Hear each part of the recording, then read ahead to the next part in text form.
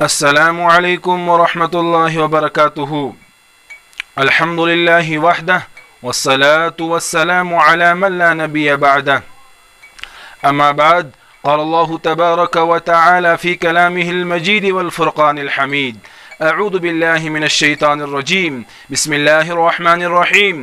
يا أيها الذين آمنوا اذكروا الله ذكرا كثيرا.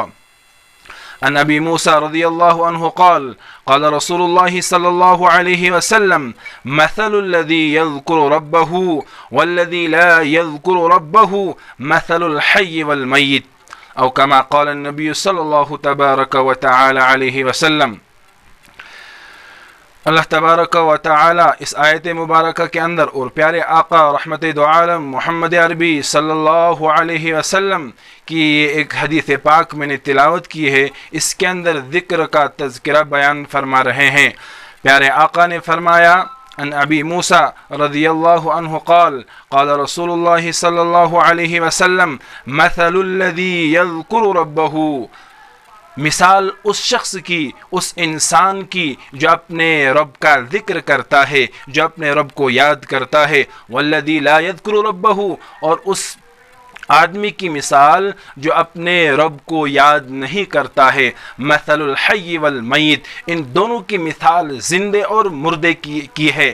یعنی جو انسان اللہ تعالیٰ کا ذکر کرتا ہے وہ زندہ ہے، اور جو انسان اللہ تعالیٰ کا ذکر نہیں کرتا ہے اس کو اس حدیث پاک کے اندر رحمت دو عالم صلی اللہ علیہ وسلم نے فرمایا وہ زندہ نہیں ہے. والذی لا یذکر ربہ، اور وہ انسان، وہ آدمی جو اپنے رب کا ذکر نہیں کرتا ہے، مثل المیت، اس کی مثال مردے کی سی ہے. دستور ہے ہر انسان کو زندگی بہت پیاری ہوتی ہے، بہت محبوب ہوتی ہے. دنیا میں کوئی انسان مرنا نہیں چاہتا ہے، دنیا میں انسان ہمیشہ رہنا چاہتا ہے، لیکن کوئی دنیا میں ہمیشہ نہیں رہا. موت ہر ایک کو آئے گی، اور موت ہر ایک کو آتی ہے. کبھی کھلم کھلا آتی ہے، کبھی اعلان آتی ہے، کسی کو گھر میں ہی آتی ہے، کسی کو بازاروں میں آتی ہے.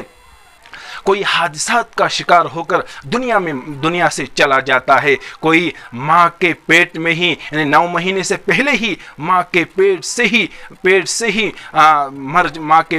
ہی رخصت، اور کوئی انسان ماں کے گود میں آتا ہے اور ماں کے گود میں بچے بچپنے میں ہی مر جاتا ہے، بچپنے میں ہی موت کا شکار ہو جاتا ہے. کوئی جوانی کے اندر، کوئی بڑھاپے کے اندر. لیکن اس وقت ہم دیکھتے ہیں جتنے ہم لوگوں کو مرتے ہوئے دیکھتے ہیں، پھر بھی ہمیں موت یاد نہیں ہے، ہم موت کی بالکل تیاری نہیں کرتے ہیں.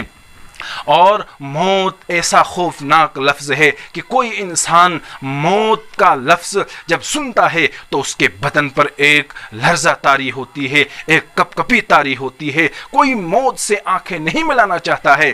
لیکن اگر اس حدیث پاک کا ہم رخ دیکھیں گے، اس حدیث پاک کا انداز دیکھیں گے، تو پیارے آقا نے فرمایا جو انسان زندہ ہے لیکن ذکر نہیں کرتا ہے وہ بھی اصل میں مردہ ہے، وہ بھی اصل میں مرا ہوا ہے. بعض حضرات اس حدیث پاک کا ایک مطلب یہ بیان فرماتے ہیں کہ جو انسان اللہ تعالیٰ کا ذکر کرتا ہے اس کا دل ہمیشہ زندہ رہتا ہے، اور جو انسان اللہ تعالیٰ کا ذکر نہیں کرتا ہے اس کا دل مر جاتا ہے، وہ اس کا دل مردوں میں شامل ہوتا ہے. لیکن بعض حضرات فرماتے ہیں تشبیہ یہاں نفع اور نقصان کے اعتبار سے ہے. یعنی جو انسان اللہ تعالیٰ کا ذکر کرتا ہے، اللہ تعالیٰ کا جو ذکر کرتا ہے وہ زندہ ہے، اور اگر اسے کوئی ستائے گا، اسے کوئی تکلیف پہنچائے گا، اس پر کوئی ظلم کرے گا تو اس سے بدلہ لیا جائے گا، ہاں اس سے انتقام لیا جائے گا. ظالم اپنے کیے کا سزا بھگتے گا.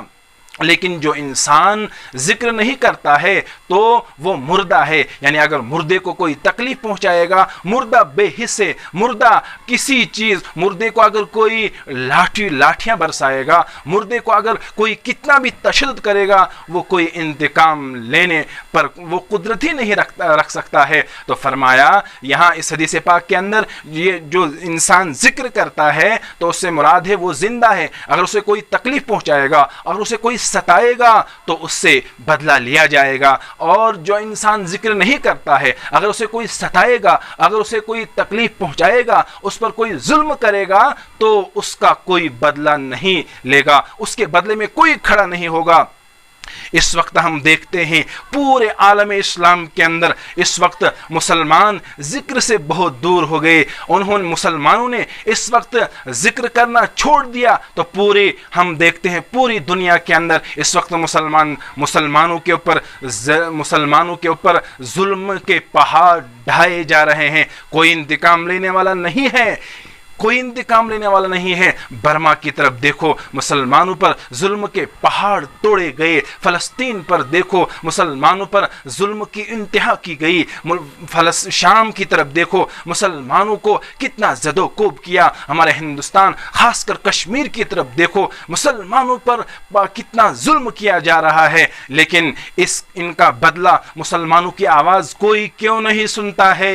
اس لیے نہیں سنتا ہے کہ ہم نے اللہ تعالیٰ کا ذکر کرنا چھوڑ دیا۔ جب ہم نے اللہ تعالیٰ کا ذکر کرنا چھوڑ دیا تو ہم زندہ ہو کر بھی مردوں میں شامل ہو گئے۔ جب مردوں کو کوئی تکلیف پہنچاتا ہے، ظلم کرتا ہے، تو ان کا انتقام کوئی نہیں لیتا ہے، اور اس لیے ہمیں چاہیے کہ اگر ہمارا انتقام اس وقت لیا جائے، ہماری آواز کوئی سنے، ہماری مدد کے لیے کوئی آ جائے، تو ہمیں اللہ تعالیٰ کا ذکر کرنا چاہیے۔ جب ہم اللہ تعالیٰ کا ذکر کریں گے تو انشاءاللہ ہم زندہ ہو جائیں گے۔ ہماری طرف اگر کوئی آنکھ اٹھا کر دیکھے گا، اس کی آنکھ نکالنے کے لیے ایک نظام تیار کیا جائے گا۔ اگر ہماری ماں بہنوں اور بیٹیوں کی آبرو کی طرف کوئی نظر دوڑائے گا تو ان کو صفحہ ہستی سے ختم کیا جائے گا۔ لیکن ایک چیز کی ضرورت ہے، ہمیں ذکر کرنا ہے، ہمیں اللہ تعالیٰ کو یاد رکھنا ہے۔ اگر ہم اللہ تعالیٰ کا ذکر کریں گے تو انشاءاللہ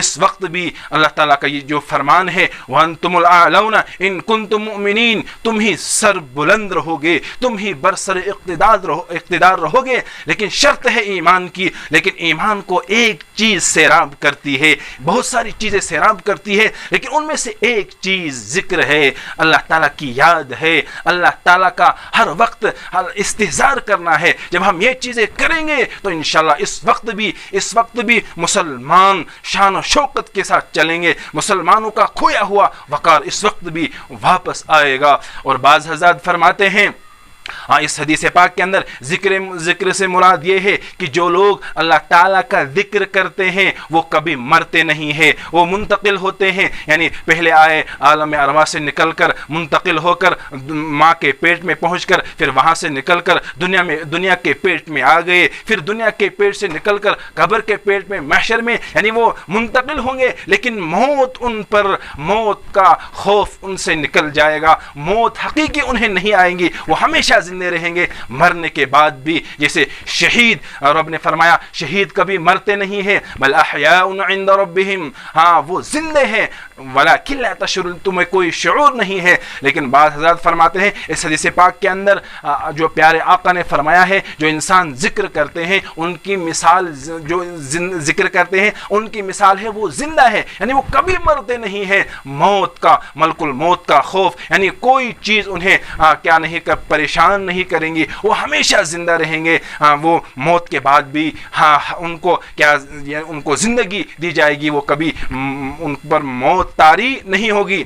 اور بعض حضرات اس حدیث پاک سے یہ مطلب بیان فرماتے ہیں کہ اللہ تعالیٰ کا ذکر جو انسان کرتا ہے وہ اس ذکر سے اس کا دل تر و تازہ رہتا ہے، اور تر و تازہ اور نرم رہتا ہے ان لوگوں کا دل جو ذکر کرتے ہیں۔ اور جو لوگ ذکر نہیں کرتے ہیں تو ان کا دل سخت ہو جاتا ہے، اتنا سخت ہو جاتا ہے، پھر نفس کی خواہشات کی وجہ